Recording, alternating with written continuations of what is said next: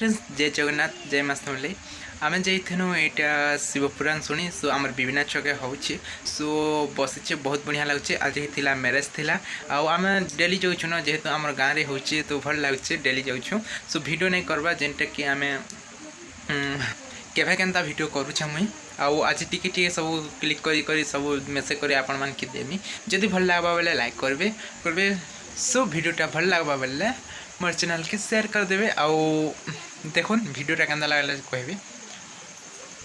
दीदी पुष्पांजलि आईछन बेले जेन मैंने कि वृंदावन रु आसीछन आ बढ़िया बुझोछन सुनबो बेले पूरा बहुत भल लगा मनटा जगह कि पवित्र लग जाए बहुत खुश लागसी सो आपण माने देखुन आ कहबे। और त्रेता में फिर चार वेद एक ही पुराण का वायु पुराण जिसमें 4 लाख मंत्र थे।